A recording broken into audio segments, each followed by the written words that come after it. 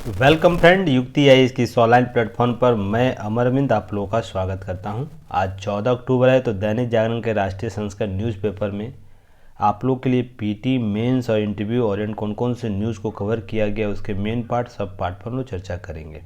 आगे बढ़ने से पहले आप लोग यूट्यूब चैनल को जरूर सब्सक्राइब कीजिए, साथ ही साथ बेल आइकन को भी दबाएं ताकि सभी नोटिफिकेशन सबसे पहले आप तक पहुँचे। और जो हमारे पुराने और नए लिसनर व्यूअर हैं, चैनल को जरूर शेयर कीजिए, सब्सक्राइब कीजिए। जो टारगेट 10,000 सब्सक्राइबर का है जल्द से जल्द पूरा कीजिए ताकि हम लोग स्मार्ट टीवी क्लास में कन्वर्ट हो सके। और साथ ही साथ कमेंट सेक्शन में अपना महत्वपूर्ण सुझाव, कोई भी अगर चीज़ें नहीं समझ में आ रही है, क्लास का कोई शब्द नहीं समझ में आ रहा है, तो कमेंट सेक्शन में आप लोग उसे ज़रूर लिख सकते हैं, मैसेज ड्रॉप कर सकते हैं। उसके बाद हम लोग उसका फीडबैक आप लोगों को मुहैया करवा देंगे।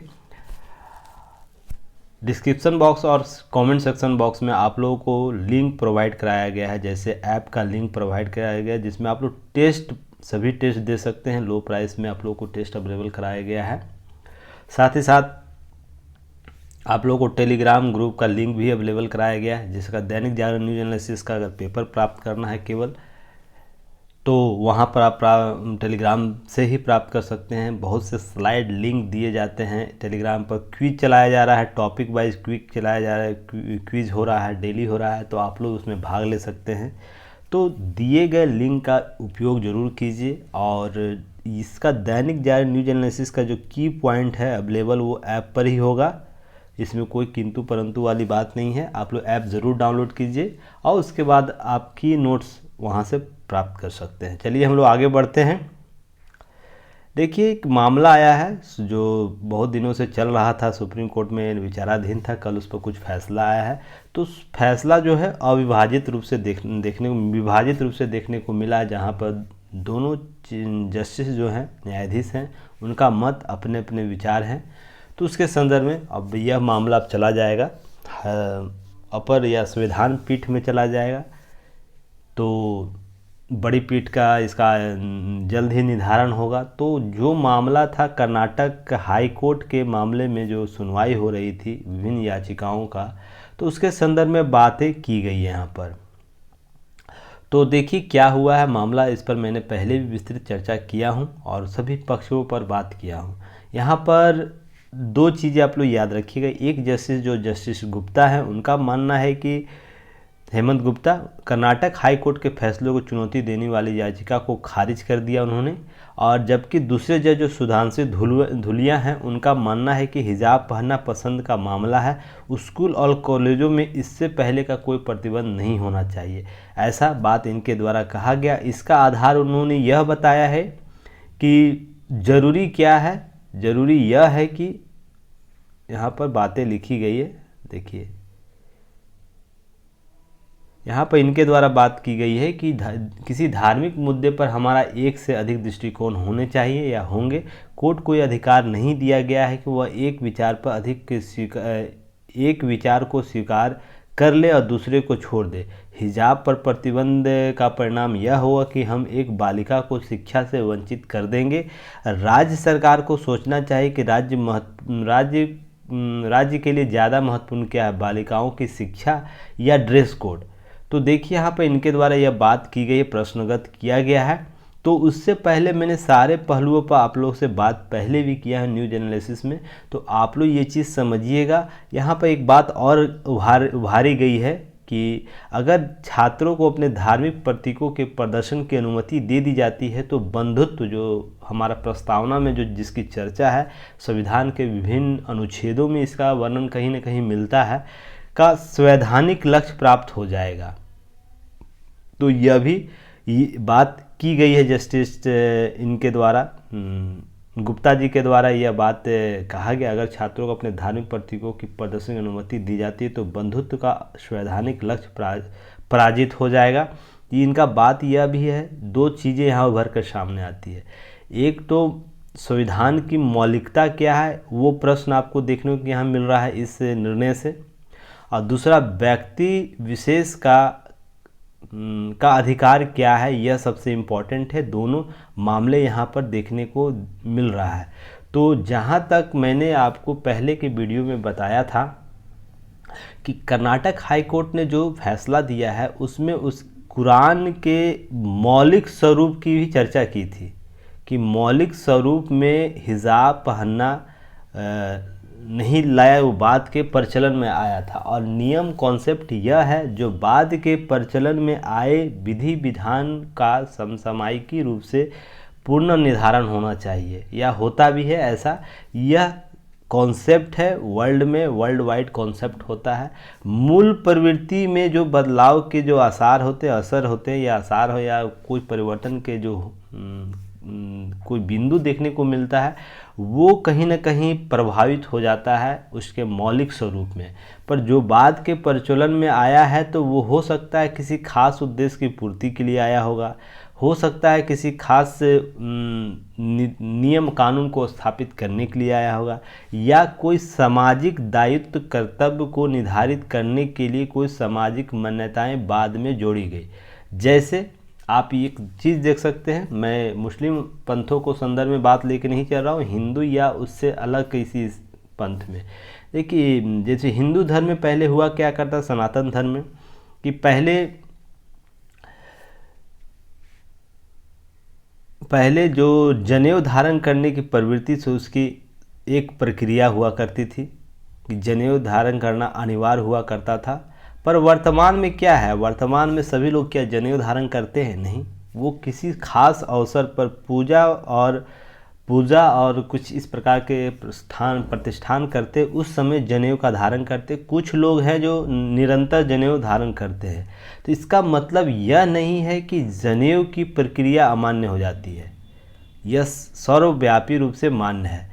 वैसे ही यहाँ पर हिजाब के संदर्भ में आप समझिएगा, अगर यह मूल प्रवृत्ति होती तो चीज़ें हम मान सकते थे, या कोई भी व्यक्ति विशेष मान सकता था कि इस्लाम के मौलिकता में कोई परिवर्तन हुआ है, ऐसा नहीं है। पर बाद के प्रचलन में आई, यह सिद्ध भी है, और कर्नाटक हाई कोर्ट ने भी इस बात को माना था, विभिन्न बौद्धिक जीवी लोग भी मानते हैं कि जो बाद में किसी रीति रिवाज के संदर्भ में आई है, उसके संदर्भ में जो चीज़ें स्पष्ट हो रही उस पर प्रश्नगत किया जा सकता है। तो यहाँ बातें साथ में यहाँ पर यह भी देखने की है कि जस्टिस जो धुलिया हैं उनके द्वारा यह बात की राज्य को सोचना चाहिए कि सबसे ज़्यादा महत्वपूर्ण क्या है, बालिकाओं की शिक्षा या ड्रेस कोड। तो अब देखिए राज्य के पास दो समस्याएं उभर कर सामने आई। एक तो क्या वो ड्रेस कोड को लागू करती है, मुस्लिम जो ड्रेस कोड, विद्यालय का जो ड्रेस कोड है उसे लागू करती है, या धार्मिक रूप से जो प्रचलित मान्यताएं हैं उसको लागू करती है। तो राज्य के पास सबसे बड़ी समस्या यह होगी। तो जो धार्मिक प्रचलित मान्यताएं अगर किसी एक वर्ग को दिया जाता है तो विभिन्न वर्गों में भी यह मांग उठेगी लगातार कि हमें भी अपनी प्रचलित मान्यताओं को लागू करने के लिए परमिशन चाहिए। तो अब होगा क्या कि हिंदू वर्ग के भी लोग भगवा दुपट्टा जो मामले कर्नाटक में देखने को मिला था वो अपनी मांग उठाएंगे। ईसाई लोग अपने जो उनका रहन सहन है, वाइट कपड़ा पहनना है और किस रूप से अपना आचरण करते उसको भी क्रॉस लेकर अपने विद्यालय में जाना। तो क्या यह आचरण को लागू करने के लिए राज्य तत्पर है, यह भी एक प्रश्नगत चिन्ह हो जाएगा।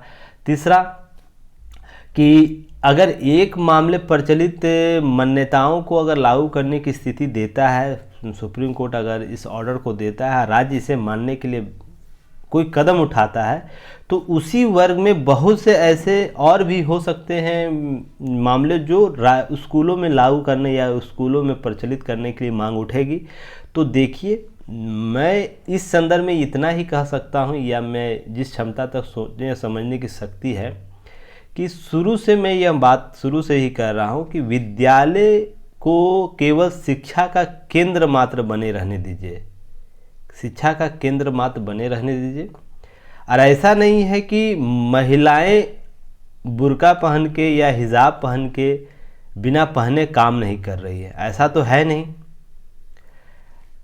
मानिए कि आप एक डीएसपी पद पर बने जाते हैं या एसपी पद पर आपका चयन होता है, तो क्या आप कार्य के दौरान बुर्का या तो हिजाब पहन सकते हैं? नहीं पहन सकते हैं, क्योंकि आपकी ऐसी कार्यशैली होगी जहां पर आपको इस प्रकार की कृत्य करना होगा, काम करना होगा जहाँ पर आप अनकंफर्टेबल महसूस होंगे। आप समान रूप से इसे पहन सकते हैं, अपने धार्मिक आचरण कर सकते हैं, पर बताइए इस कार्य पद्धति में क्या आप स्वयं से सोचिए कि क्या आप बुर्का और हिजाब पहन के या इस प्रकार की जो भी ड्रेस है, किसी भी धर्म के लिए हो सकता है या ईसाइयों के लिए भी इस प्रकार के कुछ ड्रेस होते हैं जो सर से लेकर पांव तक लंबा गाउन होता है, तो क्या वो इस पद पर रहकर काम कर सकता है? और हाल ही में देखिए बहुत से डीएसपी मुस्लिम महिलाएं जो हैं डीएसपी और एसपी बनी है, यूपीएससी के थ्रू एसपी बनी है, बीपीएससी में प्रथम रजिया जो बनी है, रजिया जो प्रथम डीएसपी बनी मुस्लिम वर्ग से। तो अब बताइए कि जब यहाँ पर अपने पद और किसी खास प्रशासनिक पद के संदर्भ में जब अपने मौलिक जो अधिकार है, इस्लामिक अधिकार है, इस्लामिक रीति रिवाज है, उसमें कुछ आप बदलाव कर सकते हैं, तो क्या शिक्षा के क्षेत्र में इस बात का बदलाव नहीं किया जा सकता है? मेरा यह प्रश्न है और इसी संदर्भ में आप लोग को समझने की ज़रूरत है। हो सकता है धुलिया जी की बात एक सही हो, उनका भी नज़रिया एक, और मैं भी इस बात को मानता था, पहले ये बोलता था कि राज्य के बालिकाओं का अधिकार भी सुरक्षित होने चाहिए और किसी रीति रिवाज को स्कूल विद्यालय में भी लागू नहीं होने चाहिए। उसके लिए एक अलग विधान, अलग सिस्टम है डेवलप, आपके धार्मिक संस्थान वहाँ आप लागू कीजिए, कोई दिक्कत नहीं है। और ये होता भी है, हिंदू के लिए अलग है, ईसाइयों के लिए अलग है, मुस्लिमों के लिए अलग, सिख के लिए, जैन के लिए, बौद्ध के लिए और विश्व के किसी भी अन्य धर्म संप्रदाय के लिए उनके धार्मिक प्रतिष्ठान हैं और उसी आधार पर वो आचरण करते हैं। पर शिक्षा में आपकी मौलिकता यह होनी चाहिए कि आप वहाँ क्या सीखना चाहते हैं। जो मैंने उदाहरण दिया आपको एसपी और डीएसपी का पद, अब बताइए क्या आप इस संदर्भ में कार्य कर सकते हैं? तो जब यहाँ आप बदलाव करने को तैयार हैं अपने आचरण में, तो स्कूल में भी स्वतः होना चाहिए। और मैं क्या आप लोगों को शुरू में बोला था कि राज्य को अपने धार्मिक मामलों में इंटरफेयर नहीं करने देना चाहिए, राज्य के अभिकरणों को। अगर ऐसा कुछ मामला आता है तो उसी वर्ग के लोगों को संवाद के स्तर पर आकर काम करने की ज़रूरत है कि क्या सही है क्या गलत है, किसी धार्मिक कट्टरता, धार्मिक सोच को लेकर कि नहीं यह सही है तो सही है, गलत है तो गलत है। इस अवधारणा पर अगर आप आते हैं तो बहुत से प्रश्नों को आप क्रिएट कर देते हैं। तो इस प्रकार आप इस प्रकार के नौकरी के लिए भी वाजिब नहीं होंगे, तो आप कल इन पदों पर जाकर आप भी मांग कीजिएगा कि नहीं आप हम अपने हिजाब और बुर्का का जो कॉन्सेप्ट है वो हम इस पद पर पे जाके लागू करना चाहते हैं, तो राज्य के पास क्या स्थिति होगी। तो देखिए यहाँ पर ये चीज़ समझने की ज़रूरत है कि आपका मौलिक अधिकार क्या है और मौलिक कर्तव्य क्या है, और दोनों के बीच स्वयं अंतर संबंध स्थापित करने की जरूरत है, किसी राज्य की संस्थाओं के नहीं। जब तक व्यक्ति कर्तव्यनिष्ठ नहीं होगा तब तक वो मौलिक अधिकारों का स्वतंत्र भागीदार नहीं बन सकता या स्वतंत्र उसका आचरण नहीं कर सकता है। तो इसी संदर्भ में चीज़ों को समझने की जरूरत है। देखिए न्यायालय वर्तमान में 2 न्यायाधीश का फैसला आया, बड़ी पीठ में जाएगा या संवैधानिक पीठ में जब जाएगा ये बातें, तो देखिए बात होता है क्या कि और भी फैसले इसके उभर के आ सकता है। हो सकता है कि जो चीज़ें मैं बोल रहा हूँ उसी संदर्भ में उदाहरण दिए जाएंगे, क्योंकि यही प्रश्न सबसे बड़ा आएगा राज्यों के पास, क्योंकि राज्यों की भी फीडबैक अब मांगी जाएगी कि आपके इस संदर्भ में आपकी क्या राय है। तो देखिए राज्य यही समस्या देगा, यही समस्या का उभारेगा कि अगर ऐसे मामले अगर फैसले में अगर इस प्रकार की अधिकार दे दिए जाते हैं तो हमारे प्रशासनिक अधिकरणों में जो कार्य और ड्रेस कोड है उसमें भी परिवर्तन की मांग आएगी। तो यह सब समस्या उत्पन्न होगी। तो आगे हम लोग समय देखेंगे क्या होगा नहीं होगा। तो चलिए इसके संदर्भ में आगे हम लोग भी फिर नज़र देखते हुए आगे बढ़ेंगे। तब तक के लिए आप इन सब चीज़ों को ध्यान में रखिएगा और पहले का जो नोट्स बताया गया उसे आप लोग कवर कर लीजिएगा। देखिए पहले भी बल्क ड्रग पार्क के संबंध में चर्चा किया जा चुका है और कल प्रधानमंत्री नरेंद्र मोदी के द्वारा इसका उद्घाटन किया गया। हिमाचल प्रदेश में कई उपहार दिए गए, जिसमें देश की 4थी वंदे भारत एक्सप्रेस ऊना से दिल्ली के लिए शुभारंभ भी किया गया। तो ये सब चीज़ें पीटी फैक्ट है। आप लोग को प्रश्न पीटी के रूप में पीसीएस स्तर पर पूछा जा सकता है। जितने भी गवर्नमेंट कॉम्पिटिटिव एग्ज़ाम देते हैं उसमें आप लोग को पूछा जा सकता है। अब बल्क जो ड्रग पार्क लाएगा खुशहाली तो कैसे लाएगा, तो ये देखिए हिमाचल प्रदेश में लगभग 1923 करोड़ की लागत से स्थापित होगा और 10,000 करोड़ का निवेश होगा, 20,000 लोगों को रोजगार दिया जाएगा, प्राप्त होगा। प्रत्यक्ष या अप्रत्यक्ष रूप से और भी अधिक लोग जुड़ सकते हैं। दवा उद्योग कच्चे माल के लिए चीन की निर्भरता कम होगा और अभी दवा उद्योग का 85% कच्चा माल चीन से आयात किया जाता है, तो यह सबसे इम्पॉर्टेंट होगा। और हम लोग जानते ही हैं दवा के संदर्भ में हमारा स्थान क्या है। सभी चीज़ों को पहले मैंने चर्चा किया हूँ, तो पहले आप लोग जाके जो प्रीवियस वीडियो है उसे ज़रूर देख लीजिएगा। चलिए नेक्स्ट बात करते हैं। देखिए यूएनओ में यूक्रेन और यूएनओ में यूक्रेन और रूस के संदर्भ में चर्चा हो रही है। उसमें पाक ने अलग ही अपना राग अलापे हुए है। उसने कश्मीर मुद्दा को उठाया। मैं जहाँ तक समझता हूँ विश्व में पाकिस्तान जैसा कोई भी अबौद्धिक राष्ट्र नहीं है। उसे ये नहीं पता है कि किस समय पर कौन सी मांग उठानी चाहिए। उसे ये नहीं पता है कि वैश्विक समस्या किस रूप से प्रभावी हो रही है। उसे यह नहीं पता है कि जो चीज़ें दूसरे के लिए हम बोल रहे हैं उसका परिणाम कहीं ना कहीं हमको प्रभावित कर रहा है। देखिए समस्या यहाँ यह है ना कि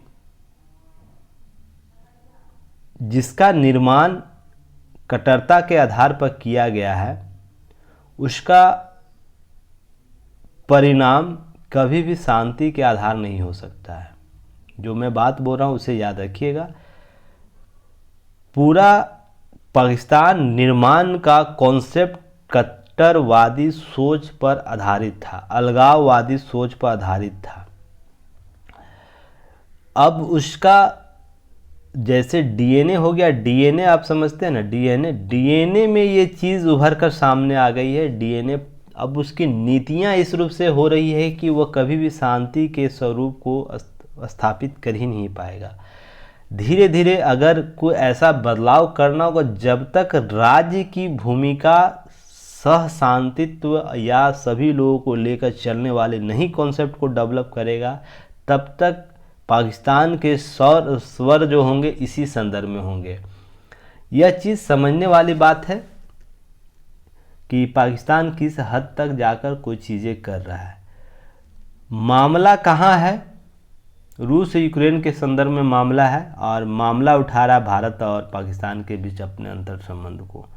क्या उनके विदेश नीतियों में इनका इतना भी समझ नहीं है कि आपका दायित्व क्या है? आप हर मंच पर पाक कश्मीर का राग अलापता है। अगर इंडिया उस प्रकार की प्रवृत्ति, रूस के जैसी प्रवृत्ति या यूक्रेन वाली प्रवृत्ति या तो बहुत से अमेरिका, वियतनाम, रूस युद्ध वाली प्रवृत्ति अपना ले तो फिर आप कहाँ होंगे? अगर भारत चुप है किसी बात को लेकर, सहज बर्दाश्त कर रहा अपनी विदेश नीति के संदर्भ में, तो इसको भी चाहिए कि हमें तौली समझी विदेश नीति का अनुसरण करना चाहिए। यह युग 1970 और 80 का नहीं है कि आप किसी के दबाव में आकर भारत पर आकर चढ़ाई कर दीजिए। मुंह तोड़ जवाब देना जानता है इंडिया। और सर्जिकल स्ट्राइक और जो अभिनंदन का जो केस था उसमें पूरा विश्व यह बात समझ गया कि भारत का स्टेटस वर्तमान में क्या है। समझ सकते हैं? तो फिर भी इसे पाक अभी तक नहीं समझ सकता, तो उसकी अदूरदर्शिता ही सबसे बड़ी समस्या है। तो चलिए जो भी चीज़ें हैं वो समय पर उसे खुद पता चल जाएगा। पर कल मैंने इस पर आप लोग को एक वीडियो भी कवर किया था दैनिक जागरण न्यूज एनालिसिस में कि चर्चा यूएनए के संदर्भ में जो आया है तो उस पर भारत का स्टैंड क्या है, भारत किस रूप से इन मामलों को देखता है और किसी रूप से भी वो हिंसा को बढ़ावा नहीं दे रहा है। और हाल ही में जो हमारी अस्थाई प्रतिनिधि है यूएनए में कंबोज, रुचिरा कंबोज, तो उनके द्वारा भी यह बात की गई है।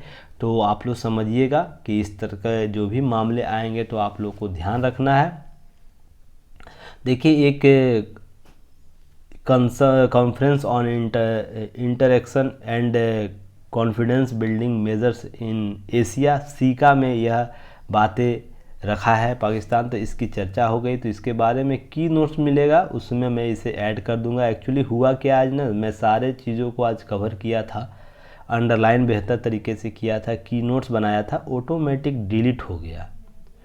तो मुझे आज बहुत परेशानी हुई है मैं सुबह 6 बजे से लगा हुआ हूँ। आप समझ सकते हैं जब आप लोगों का न्यूज एनालिसिस कराने का समय था उससे जस्ट पहले ही किसी कारणवश डिलीट हो गया मेरे हाथ से।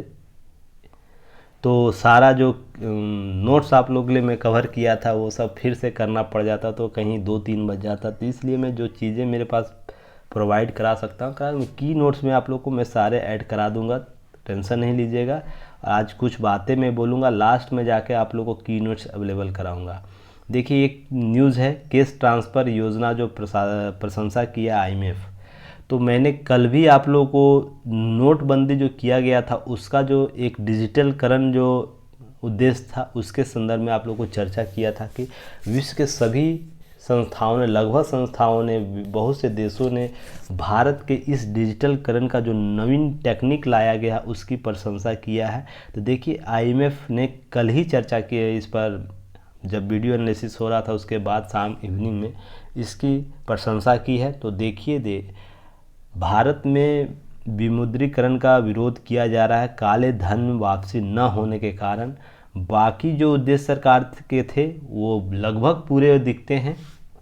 तो विमुद्रीकरण जो किया गया था उसका एक पक्षीय आकलन आप लोग मत कीजिएगा। अगर कभी भी इंटरव्यू में, मेंस में अगर प्रश्न पूछ दे कि विमुद्रीकरण जो आपको 2016 में किया गया था क्या उसके परिणाम और प्रभाव देखने को मिलता है, तो आप लोग कभी भी एक तरफा उसका आकलन नहीं कीजिएगा। क्योंकि अगर ऐसा करते हैं तो अगर 10 नंबर का क्वेश्चन है तो आपको 2 से 3 नंबर ही मिलेगा, ध्यान रखिएगा। तो सारे पहलुओं पर आप लोग पहले समझ लीजिएगा क्या है नहीं है, उसके केस स्टडी को समझिए। केस स्टडी देखिए यही है कि IMF ने प्रशंसा किया है।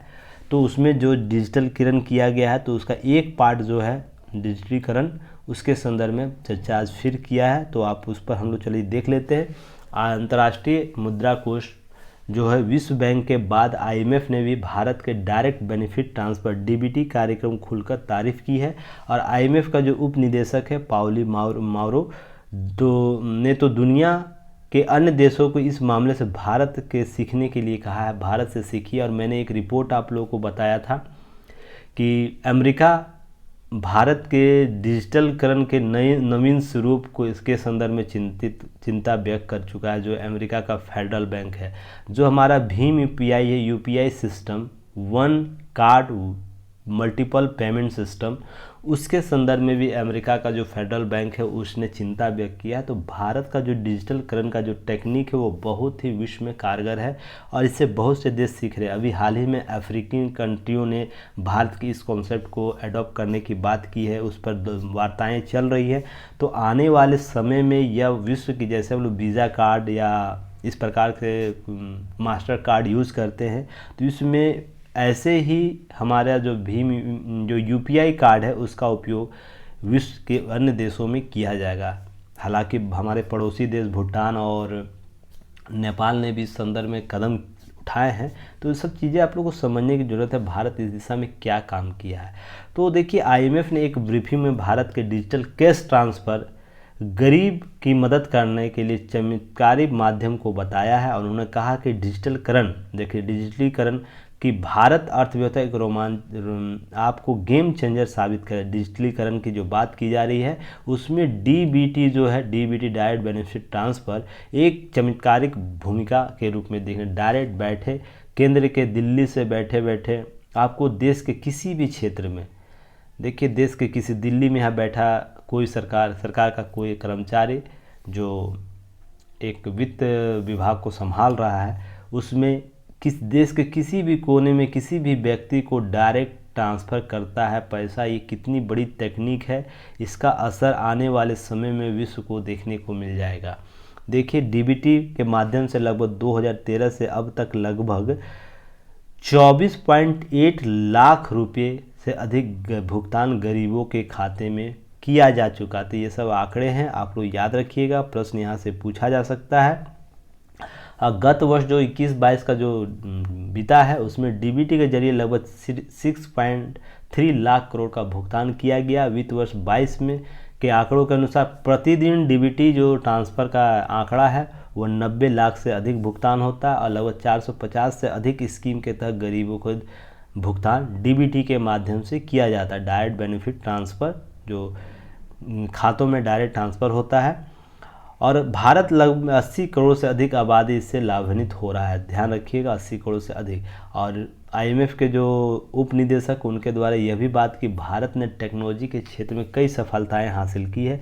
इससे सबसे बड़ी रोचक बात यह है कि इसमें काफ़ी तकनीक खोजी हुई है। ऐसा नहीं कि अडॉप्ट कर लिया है भारत ने किसी और तकनीक का, ये नवीन तकनीक है।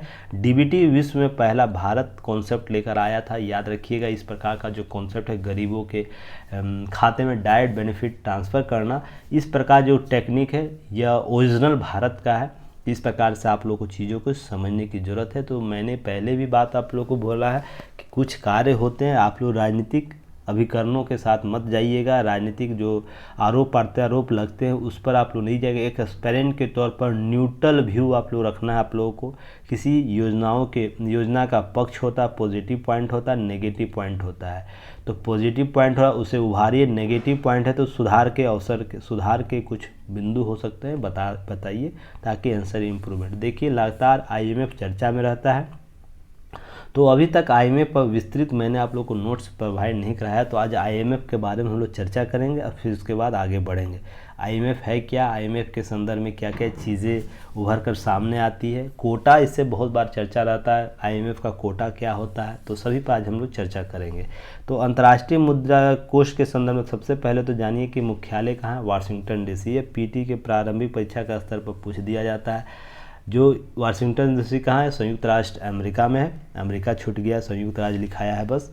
प्रबंध निदेशक कौन है, क्रिस्टीने लेगार्ड जर्मनी के हैं, याद रखिएगा। अभी उप निदेशक की बात हो रही थी। वर्तमान में इसकी सदस्य संख्या 190 है। आईएमएफ के अनुसार आप लोग डाटा वेरिफिकेशन कर लीजिएगा, बहुत जगह 188 है, 189 लिखा हुआ है सदस्यों की संख्या। सभी जगह आप लोग डाटा सोर्स को चेंज कर दिएगा। इसके लिए मैंने आप लोग को ग्रुप में लिंक भी शेयर कर दिया हूँ, ताकि आप लोग देख लीजिएगा। आईएमएफ में वर्तमान 190 देश हैं। चलिए अब हम लोग बात करते हैं आईएमएफ का गठन कैसे होता है, किस रूप से वो आगे बढ़ता है, काम कैसे करता है।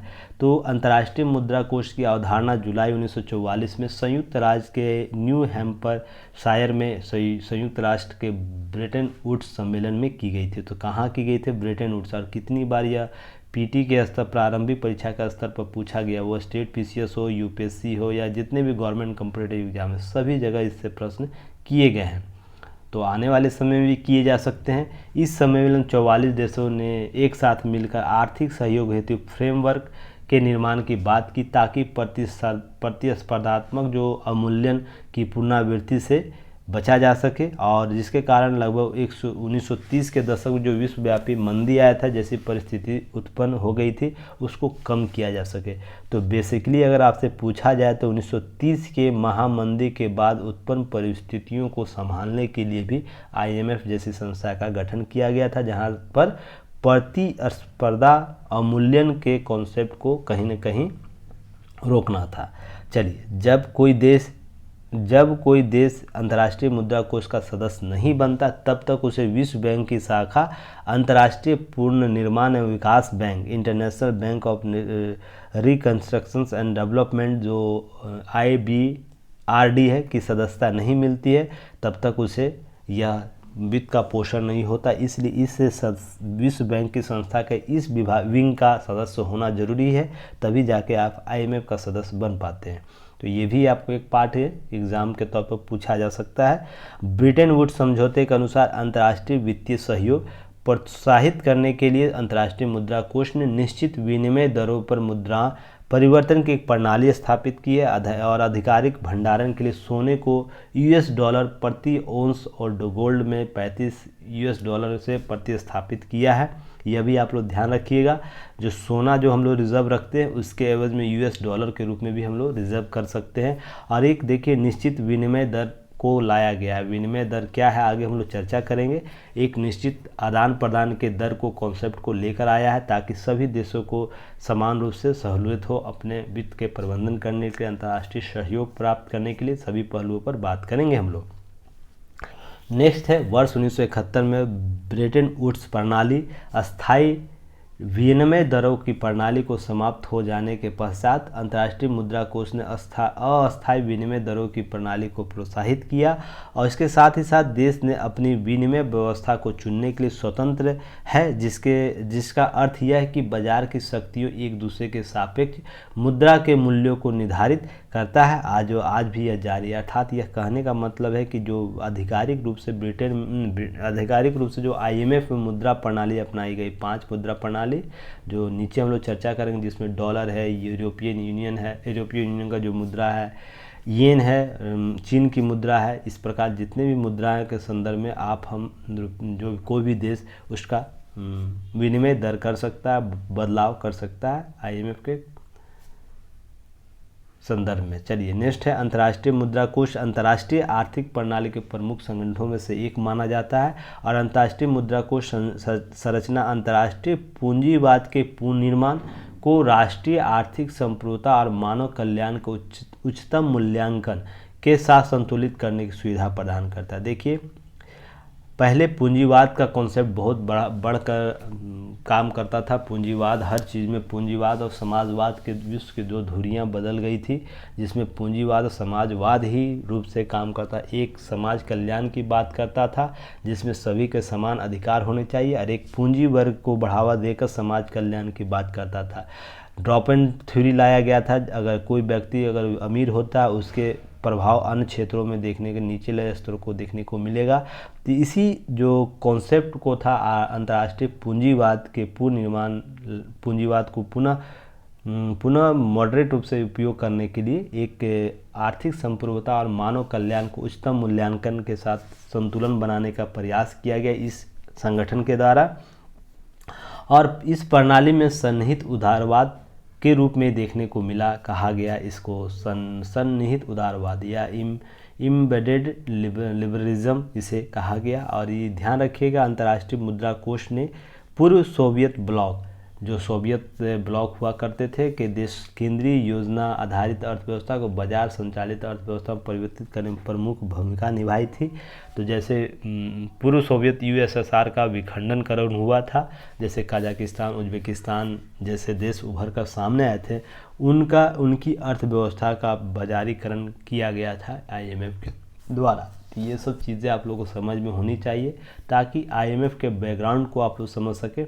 अब IMF मुद्रा कोष में जो है उसमें सदस्यता कैसे कोई देश प्राप्त कर सकता है, यह सबसे इम्पोर्टेंट चीज़ है कि कोई अन्य देश चाहे या संयुक्त राष्ट्र का सदस्य हो या ना हो, वह बोर्ड ऑफ गवर्नर द्वारा निर्धारित शर्तों और अंतर्राष्ट्रीय मुद्रा कोष के अनुबंध शर्तों को अपनाकर इसका सदस्य बन सकता है। तो देखिए, यहाँ पर यह जरूरी नहीं है कि कोई राष्ट्र अंतर्राष्ट्रीय मुद्रा कोष का सदस्य तभी बन सकता है जब वो संयुक्त राष्ट्र का सदस्य हो, ऐसा नहीं है। केवल बोर्ड ऑफ गवर्नर में निर्धारित जो शर्त निर्धारित किए गए हैं, क्राइटेरिया निर्धारित किए गए हैं, या अंतर्राष्ट्रीय मुद्रा कोष के अनुबंध जो होते हैं, एक परफॉर्मा होता है, उसके शर्तों को अगर पूरा करता है तो कोई भी देश इस संस्था का सदस्य हो सकता है। तो अभी हम लोग चर्चा करेंगे बोर्ड ऑफ गवर्नर का क्या है शर्त, उस पर हम लोग चर्चा करेंगे, आगे बढ़ेंगे।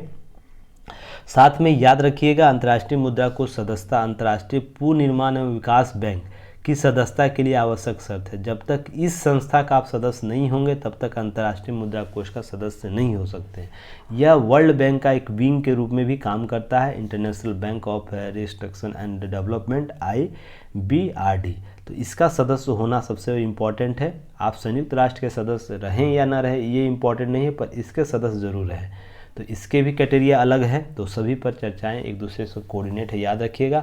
अब इसका उद्देश्य क्या था, यह सबसे इम्पॉर्टेंट है। अंतर्राष्ट्रीय मुद्रा कोष की स्थापना का उद्देश्य क्या था? उद्देश्य यह था कि अंतर्राष्ट्रीय व्यापार और सतत आर्थिक विकास को प्रोत्साहन देना था, कि सभी देशों में समान आर्थिक विकास को कायम किया जा सके, किसी देश विदेश के द्वारा एक तरफा निर्णय न लिया जाए, सभी पूंजी का एकत्रीकरण ना हो। तो इसलिए अंतर्राष्ट्रीय व्यापार और सतत विकास, आर्थिक विकास को प्रोत्साहन दिया गया। वैश्विक मौद्रिक जो सुविधाएं सहयोग था उसको बढ़ावा देना था, वित्तीय स्थिरता लागू करना था, विश्व में गरीबी को कम करना भी उद्देश्य रहा है इसका IMF का। तो यह आप लोग याद रखिएगा। अब कार्यकारी बोर्ड जो है क्या होता है, बहुत ही इम्पोर्टेंट है। यहाँ से लगातार प्रश्न आपको यूपीएससी और पीसीएस स्तर के प्रश्न में देखने को मिल जाता है। तो 24 सदस्यों वाला एक बोर्ड है जिसका चुनाव बोर्ड ऑफ गवर्नर के द्वारा किया जाता है। एक बोर्ड ऑफ गवर्नर गठित किया जाता है जिसमें 24 सदस्यों का बोर्ड बनाया जाता है। यह अंतर्राष्ट्रीय मुद्रा कोष के दैनिक कार्यों का संचालन करता है और बोर्ड ऑफ गवर्नर द्वारा प्रदत्त शक्तियों का प्रयोग करता है। बोर्ड ऑफ गवर्नर जो शक्ति देगा उसके ही कार्य को यह करता है। यह अंतर्राष्ट्रीय मुद्रा कोष के स्टाफ के सदस्य देश अर्थव्यवस्था के आवार्षिक स्थिति की जांच के लिए वैश्विक अर्थव्यवस्था के लिए प्रासंगिक नीतिगत मुद्दों पर तक अंतर्राष्ट्रीय मुद्रा कोष के कार्यों के सभी पहलुओं की चर्चा करता है। तो यह बेसिकली एक वर्किंग कमेटी होती है जो सभी विश्व के सभी समस्याओं के आर्थिक समस्याओं के संदर्भ में अपने कार्य गतिविधि करता है, जो उसे बोर्ड ऑफ गवर्नर जो होता है उसे सौंपता है। अब हम लोग कोटा सदस्यता हेतु भुगतान प्रणाली क्या है, यह आपसे मेंस और इंटरव्यू में पूछ सकता है। ध्यान रखिएगा, कोटा होता है, कोटा भारत का कोटा मत समझ लीजिएगा आप लोग। इसमें कोटा एक निर्धारित है, परसेंटेज निर्धारित है, कौन कितना इससे योगदान कर सकता है, कौन कितना इसमें योगदान दे सकता है, सभी पर चर्चा करेंगे। कोटा का संदर्भ में यही होता है। आरक्षण एक प्रकार का आप समझ लीजिए, आरक्षण के संदर्भ में प्रत्येक सदस्य देश अंतर्राष्ट्रीय मुद्रा कोष से जुड़ने पर कुछ मुद्रा का योगदान करता है। यह जब प्रत्येक देश जुड़ जाता है तो अंतर्राष्ट्रीय मुद्रा कोष की संस्थाओं को चलाने के लिए, देशों को कर्ज देने के लिए उसमें कुछ मुद्राओं का योगदान करता है, जिसे कोटा सदस्यता कहा जाता है। तो आप लोग याद रखिएगा, जो देश की संपदा और आर्थिक प्रदर्शन पर आधारित होता है। ऐसा नहीं कि मान लीजिए भारत का एग्जाम्पल मैं ले लूँ तो भारत मान लीजिए 5 ट्रिलियन अर्थव्यवस्था है।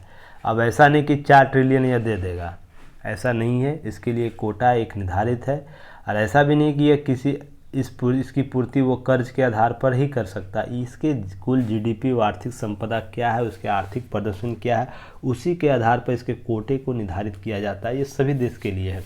तो यहाँ पर कुछ चीज़ें आप लोग समझिएगा।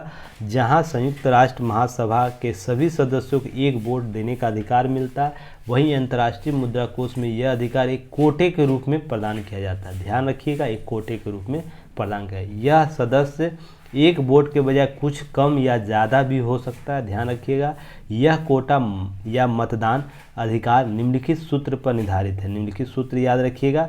यह जीडीपी के भारित औसत 50% भारांश के रूप में भी हो सकता है। जीडीपी खुलापन अर्थात आर्थिक नीतियों का उदारीकरण जिस रूप से हम लोग करते हैं, किए हुए हैं, उसका 30% भारांश के रूप में आप कोटा निर्धारित किया जा सकता है, दिया जा सकता है। आर्थिक परिवर्तनशीलता के आधार पर 15% भारांश निर्धारित होगा। अंतर्राष्ट्रीय मुद्रा भंडार के रूप में 15% भारांश। तो आप देखते होंगे यह 100% भारांश हो जाता है। इसी आधार पर कोटा को निर्धारित किया जाता है। अब देखिए यहाँ पर क्या है, सदस्य देशों के जीडीपी मापन बाजार आधारित विनिमय दर 60% भारांश एवं पीपीपी विनिमय दरों पर 40% पब्लिक परचेजिंग पावर जो होता है, पब्लिक परचेजिंग पावर होता है, उसके आधार पर 40% भारांश पर आधारित मिश्रित जीडीपी के माध्यम से किया जाता है। इस कोटे का निर्धारण 60% 40% के भारांश के आधार पर तो किया जाता है। जैसे बाजार का विनिमय दर कितना, विनिमय आधार क्या है, विश्व में यह स्थान कैसे लेता है, उसके आधार पर भारांश 60% निर्धारित होगा। और पीपीपी परचेजिंग पावर जो है उसके आधार पर 40%। ये भी एक कॉन्सेप्ट लेकर आया।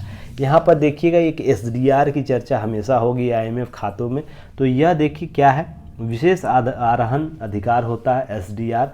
आईएमएफ खाता की एक इकाई है, न कि एक मुद्रा है। ध्यान रखिएगा, यहाँ पर एक इकाई के रूप में इसका उपयोग किया जाता है और न कि मुद्रा के रूप। एसडीआर को कभी भी आप लोग मुद्रा नहीं समझिएगा, उसमें आईएमएफ में रखा गया एक इकाई के रूप में, अर्थात उसके एवज में उसे उसकी प्रासंगिकता बनाता है। आईएमएफ में उसकी भूमिका को तय करता है, उसकी स्टेटस को तय करता है एसडीआर। तो यह भी आप लोग समझिएगा, पर इसका संग्रहण मुद्रा के रूप में होता है। ध्यान रखिए, कोई मुद्रा नहीं है बल्कि एक मुद्रा के रूप में रखा गया एक, आपको जैसे हम स्टेटस सिंबल कह सकते हैं, इसे मान सकते हैं, समझ सकते हैं। एसडीआर मुद्रा कीमत के निर्धारण यूएस डॉलर के मूल्यों से जोड़कर किया जाता है और जो बाजार विनिमय दर मुद्राओं के कि एक एसडीआर बास्केट पर आधारित होता है, जो बाजार के विनिमय दर, मान लीजिए अभी 80 रुपये डॉलर हो रहा, एक डॉलर का मूल्य 80 रुपया है, तो इसी आधार पर आपको विनिमय किया जाएगा।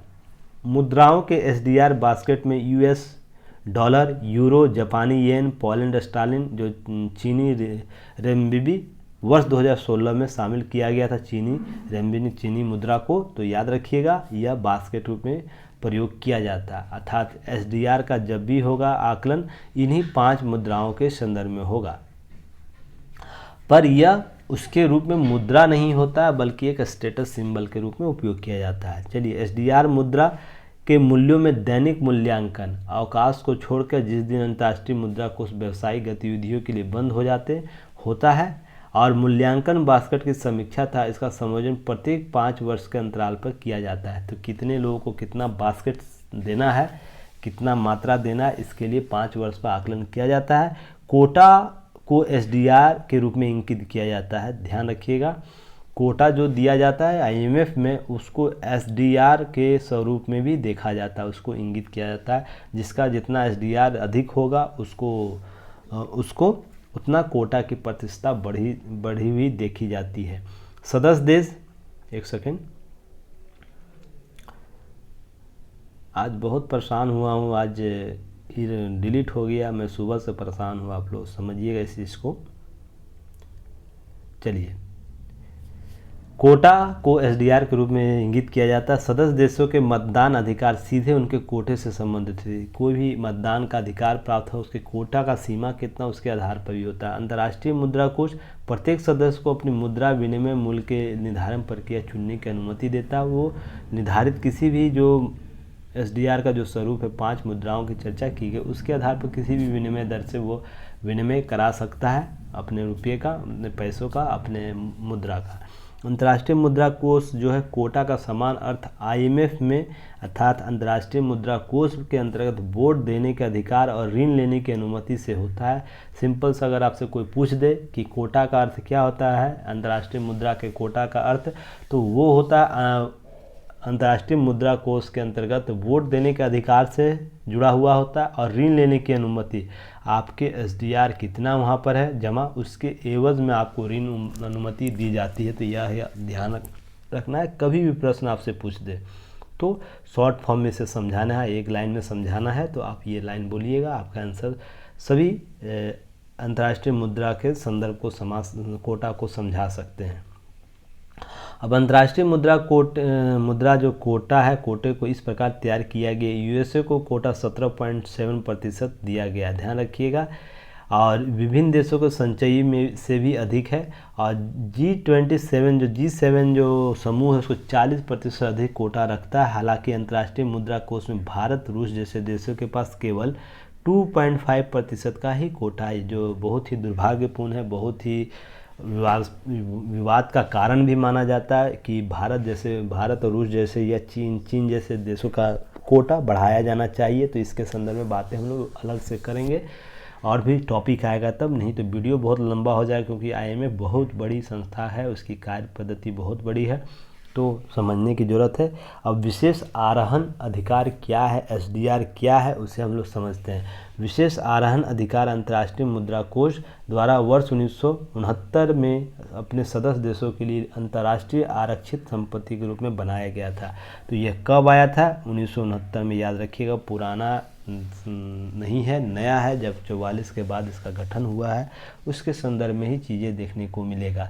अब देखिए, अब तक कुल 660.7 बिलियन एसडीआर आवंटित किए गए हैं। यह आंकड़ा 2 अगस्त 2021 तक का है, क्योंकि अपडेट आंकड़ा यही है। अगर नया आएगा तो इसको मैं बाद में चेंज कर दूंगा, पर आप लोग बस समझने के लिए इतना समझिए कि अभी तक लगभग 660.7 बिलियन एसडीआर आपको जारी किए गए हैं, जिसमें लगभग 943 बिलियन अमेरिकी डॉलर के बराबर है। यह उस वक्त के डॉलर मूल्य के संदर्भ में समझिएगा। अभी वर्तमान में 80 से अगर गुना कर देते हैं तो आप लोग इसको और भी आंकड़ा लगभग 1500 बिलियन के आसपास पहुंच जाएगा। साथ ही साथ देखिएगा, इसमें 2 अगस्त 2021 तक 23 अगस्त 2021 से प्रभावी अगर इसे माना गया है, और स्वीकृति लगभग 456 बिलियन डॉलर एसडीआर का अब तक का सबसे बड़ा आवंटन भी शामिल इसमें किया गया है। और कोविड-19 के दौरान भी एसडीआर जारी किया गया था, जिसमें आपको अंतर्राष्ट्रीय मुद्रा कोष दीर्घकालिक वैश्विक आवश्यकताओं को संबोधित करते हुए देशों के कोविड महामारी के प्रभाव निपटने के लिए लिए गए थे, जो 456 बिलियन के संदर्भ में था। एसडीआर का मूल्य बास्केट ऑफ करेंसी शामिल मुद्राओं को औसत भार के आधार पर किया जाता है। इसमें 5 मुद्राएं शामिल है, जैसे कि अमेरिका का डॉलर, यूरोप का यूरो, चीन की मुद्रा रेनबिनी और जापान का येन, ब्रिटेन का पाउंड।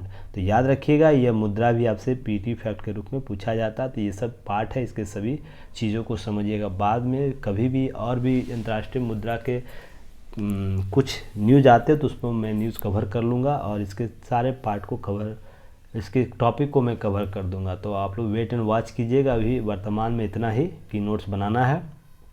आगे बढ़ने से पहले आप लोग चैनल को ज़रूर शेयर कीजिए, सब्सक्राइब कीजिए यूट्यूब चैनल को, और ऐप ज़रूर डाउनलोड कीजिए। ऐप डाउनलोड करने से बहुत से फ़ायदे हैं आप लोगों को मिलेंगे, तो आप लोग ज़रूर डाउनलोड कीजिए।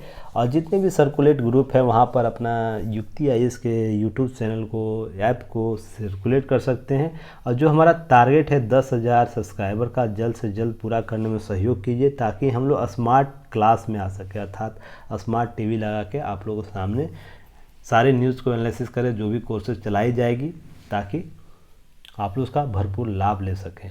देखिए, एक केस स्टडी के तौर पर इसे आप ले सकते हैं कि किसी संपत्ति को हम कैसे उसको यूज़फुल बनाएं और उससे हम वित्त का प्रबंधन कर सके, या वित्त का प्रबंधन और वित्त उससे प्राप्त कर सके या मनी प्राप्त कर सके। इससे संस्थाओं में एक बेहतर कार्य करने की प्रवृत्ति बढ़ती है। तो भारत में बहुत सी ऐसी भूमि है जो ऐसे ही बेकार पड़ी हुई है, रेलवे की भूमि हो या सेना की भूमि हो, या इसी प्रकार आपको वक्फ बोर्ड की संपत्ति हो, तो ऐसे ही पड़ी रहती है। हालांकि उसका यूज़ हम लोग अन्य तरीके से भी करते हैं, पर हाल ही में देखिए बहुत बोर्ड चर्चा में रहा था, जिस पर मैंने आप लोगों को वीडियो एनालिसिस भी किया था, तो उसी संदर्भ में समझने की ज़रूरत है। देखिए क्या किया गया है कि Delhi Meerut corridor rapid train यात्रियों ठहरने के लिए राष्ट्रीय राजधानी क्षेत्र परिवहन निगम के द्वारा निर्मित जंगपुरा स्टेशन पर 15 मंजिला ग्राउंड फ्लोर के साथ 14 मंजिला होटल तैयार किया जा रहा है। इसे सर्विस अपार्टमेंट के रूप में इस्तेमाल किया जाएगा। यहाँ पर 150 BHK और स्टूडियो अपार्टमेंट्स फ्लैट उपलब्ध होंगे। होता क्या, देखिए इस प्रकार के ज़मीन पर अगर कोई इमारत, सार्वजनिक इमारत बनाए जिससे आपको कुछ पैसे प्राप्त होते हैं, तो उसका वाणिज्यिक उपयोग किया जा सकता है, जहाँ पर इसका पहले वाणिज्यिक उपयोग 0 था। इससे होगा क्या, इस संस्था में जो निगम में पैसे भी आएंगे और उस ज़मीन का सही उपयोग भी हो सकेगा, क्योंकि अब वो समय नहीं रह गया कि संपत्तियों का अधिग्रहण केवल मात्र करके रखा जाए। उस संपत्ति का हम कितना यूज़फुल कैटेगरी के रूप में यूज़ कर सकते हैं, किन किन प्रबंधन के रूप में यूज़ कर सकते हैं, ये सबसे ज़्यादा इम्पोर्टेंट। कभी भी आपसे प्रश्न पूछा जाए कि भारतीय शासन प्रशासन में ऐसी बेकार पड़ी ज़मीनों का उपयोग हम किस संदर्भ में कर सकते हैं, या राज्य सरकार या केंद्र सरकार अपने आय में कैसे वृद्धि करे, तो उसके संदर्भ में आप इन सब चीज़ों का उदाहरण दे सकते हैं कि ऐसी संपत्तियों का हम वाणिज्यिकरण कर सकते हैं। सर्विस अपार्टमेंट के रूप में इसका उपयोग किया जा सकता है। मान लीजिए ऐसे ऐसे ब्लॉक को हम एक 5 स्टार होटल बनवा सकते हैं। ये देखिए सभी पीपी मोड पर होता है, ऐसा नहीं कि सरकार को ही करना है। ज़मीन आप उपलब्ध करा दीजिए और पीपी मोड पर पब्लिक पार्टनरशिप जो होता है उसके आधार पर आप यहाँ पर कुछ इंफ्रास्ट्रक्चर को डेवलप करवा दीजिए। तो इंफ्रास्ट्रक्चर जैसे ही डेवलप होगा उसके आसपास के चीज़ भी डेवलप होंगे। तो इस प्रकार से सरकार को कहीं ना कहीं टैक्स, डायरेक्ट इनडायरेक्ट टैक्स भी आएगा, तो सरकार के आय में वृद्धि होगी। तो ये चीज़ को, कॉन्सेप्ट को समझना। अब यहाँ पर बहुत से राजनीतिक विश्लेषक यह बोलेंगे तो इस तरह हमारी संपदा का विरोध, इस तरह हमारी संपदा का गैर कानूनी तरीके से उपयोग किया जाएगा। तो आप समझिए सरकार वित्त का प्रबंधन किस आधार पर कर सकती है। तो आधार यही सब है कि सरकार केवल टैक्स लेकर ही, डायरेक्ट या इनडायरेक्ट टैक्स लेकर ही अपने आय में सृजन नहीं कर सकता है। उसके लिए आपको इस प्रकार के भूमि उपयोग को वाणिज्यिकरण करना होगा। और विश्व में यह प्रचलित मान्यताएं, जैसे अमेरिका है, जर्मनी है, फ्रांस है, विश्व के कितनी भी डेवलप कंट्रियां, वहाँ आप लोग देखिएगा इस प्रकार का ज़मीन जो उपयोग भूमि है जो बेकार पड़ी हुई है सरकारों की, उसको वाणिज्यिक रूप से उपयोग करता है, उससे आय सृजन करता है। तो आप इसे केस स्टडी के तौर पर देख सकते हैं, समझ सकते हैं। चलिए नेक्स्ट हम लोग बात करेंगे। देखिए चीन से लड़ाई होता है तो भारत रहेगा बड़ा साझेदार। अमेरिका के राष्ट्रपति उनके द्वारा बोला गया। सबसे पहले तो मुझे ये नहीं समझ में आता है इन देश के जो राष्ट्र प्रमुख है उनकी क्या समझ है, पृथ्वी को किस दिशा की ओर ले जा रहा है। अभी रूस यूक्रेन की चर्चा ही हो रही है। रूस यूक्रेन अभी पिछले 6 महीने से परेशान है, पूरा विश्व उसके संदर्भ में परेशान है।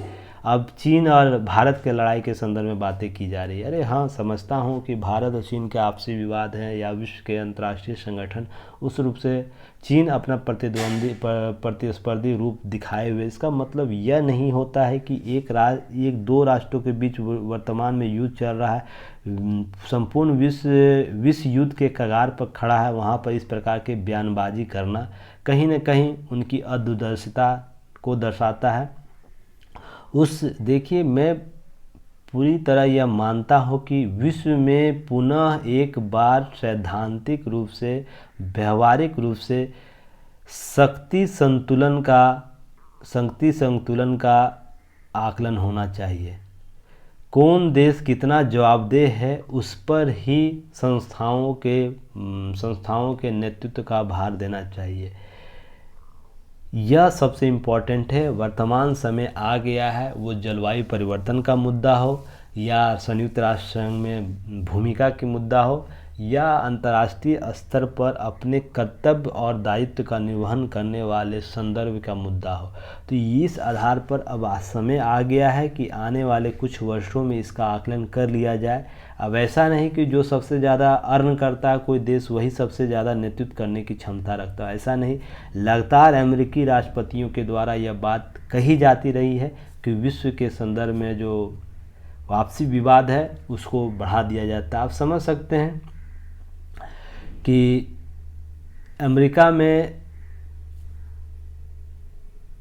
किसी आतंकी संगठन ने उसके वर्ल्ड ट्रेड सेंटर को गिराता है तो उसके एवज में वो जाके किसी देश में इतना असंतुलन फैला देता है कि उसके आंतरिक स्वरूप में परिवर्तन हो जाता है, उसके प्रशासनिक स्वरूप में परिवर्तन, उसके राजनीतिक और सामाजिक के स्वरूप में परिवर्तन हो जाता है। ये देखिए कितनी बड़ी अदूरदर्शिता का ही परिणाम कहा जा सकता है।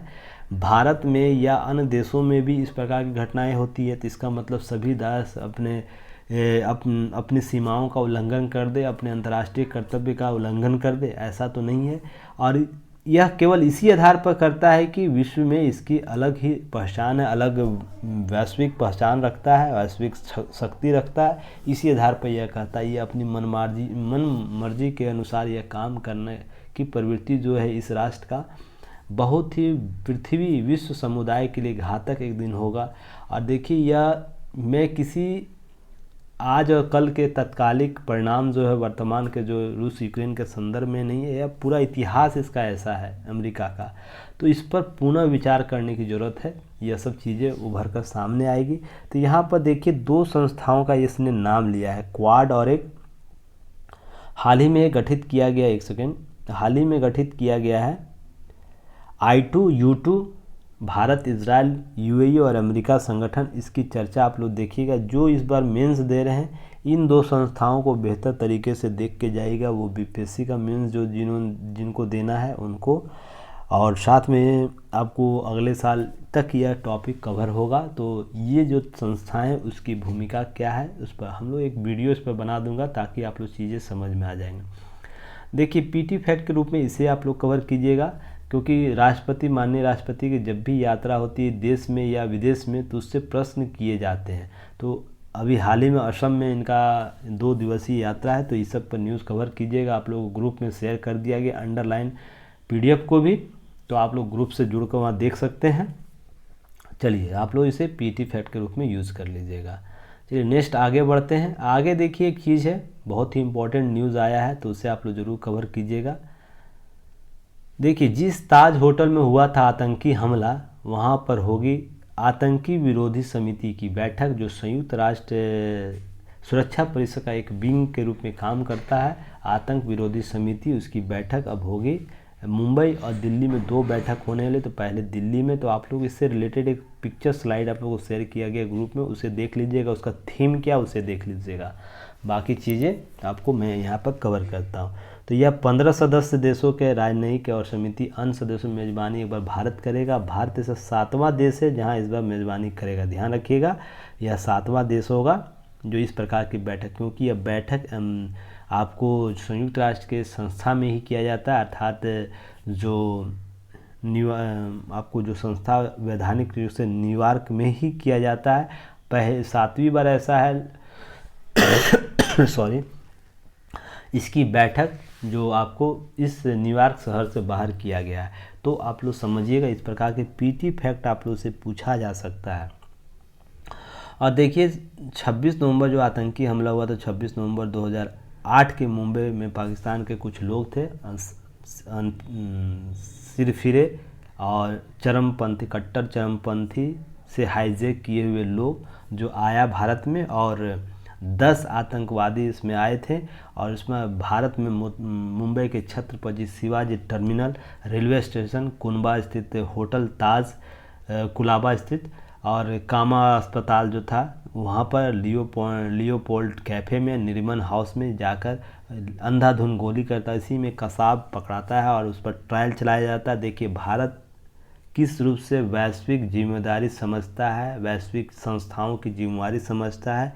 इतना बड़ा कांड कर दिया वो देश, कोई देश का आके आतंकी समूह, उसका एक बंदा पकड़ा जाता है, उसके लिए विधिक ट्रायल किया जाता है और पूरे उसको मुहैया कराया जाता है। उसमें लगभग 27 करोड़ से अधिक रुपये खर्च होते हैं उसके रहन सहन, उसके खान पान, उसके फैसिलिटी अवेलेबल कराने में, और उसके बाद जाकर उसे मौत की सज़ा दी जाती है। क्योंकि अगर कोई दूसरा देश होता तो इस प्रकार की प्रवृत्ति, अगर मान लीजिए पाकिस्तान में ही इस प्रकार की घटनाएं अगर होती, तो क्या पाकिस्तान की सरकार इतनी उसे मदद मुहैया कराती, सोच के देखिए। और पूरा विश्व इस कॉन्सेप्ट में, जब ये भारत ने इस प्रकार के कॉन्सेप्ट को डेवलप किया, तो पूरा विश्व इस चीज़ से अचंभित था कि भारत इस स्तर पर भी जाकर हम चीज़ों को देखता है, नज़र रखता है, अंतर्राष्ट्रीय दायित्व को समझता है, अंतर्राष्ट्रीय विधि विधान को समझता है।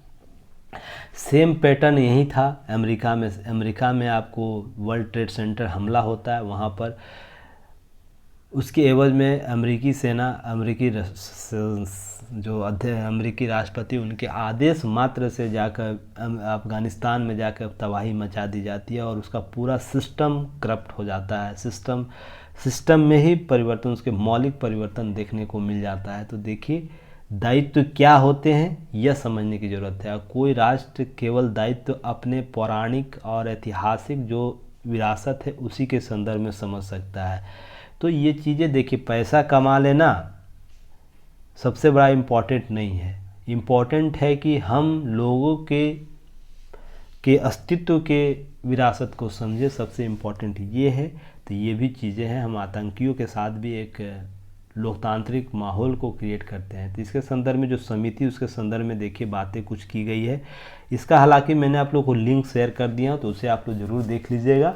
यह प्रौद्योगिकी के प्रसार और डिजिटलीकरण के में तेज़ी से वृद्धि के साथ आतंकवाद के मुकाबला करने के लिए नई उभरती प्रौद्योगिकियों का उपयोग करने के लिए सदस्य राज्यों, नीति निर्माताओं और शोधकर्ताओं के बीच रुचि के विषय को डेवलप किया जा रहा है। उसमें आतंकवाद और प्रौद्योगिकी द्वारा निभाई गई बढ़ती भूमिका के संदर्भ में आतंक विरोधी जो गतिविधि है उसके आकलन की बैठक की जा रही है। और यह सुरक्षा परिषद द्वारा आतंकवाद से संबंधित कई प्रस्तावों को संबोधित किया जाएगा। इस संदर्भ में हाल ही में संकल्प 26/17/2021 के संदर्भ में उस पर उभरती प्रौद्योगिकियों का हवाला दिया गया है। इसी के संदर्भ में यह बैठक CTC की होने वाली है, आतंक विरोधी समिति की। और देखिए, यहाँ पर कुछ बातें और भी हैं यहाँ पर, समझिएगा कि इसके 3 महत्वपूर्ण क्षेत्रों को ध्यान केंद्रित करें जहाँ उभरती हुई अर्थव्यवस्था प्रौद्योगिकी तेजी के विकास के अनुभव कर रही है, सदस्य राज्यों के बढ़ते उद्योग, सुरक्षा और आतंकवाद विरोधी उद्देश्यों सीमित है सहित, और आतंकवाद के उद्देश्यों के दुरुपयोग के बढ़ते खतरे अर्थात इंटरनेट और सोशल मीडिया, पहला, दूसरा आतंकवादी वित्त पोषण, तीसरा मानव रहित हवाई प्रणाली UAS जिसे कहा जाता है, जैसे ड्रोन सिस्टम इसे आप मान सकते हैं एक प्रकार, ये इस पर काम करेगा, इस पर सारी चीज़ों पर आकलन करेगा यह समिति। तो इस पर हम लोग जब भी आएगा अपडेट 28 और 29 का वेट करते हैं, तब उसके बाद हम लोग नज़र इस पर रखेंगे। अब देखिए एक मामला यहाँ पर केस स्टडी या GS पेपर 4 में जब पूछे प्रशासनिक भ्रष्टाचार के संदर्भ में कोई प्रश्न पूछे तो केस स्टडी के तौर पर इसे आप दे सकते हैं।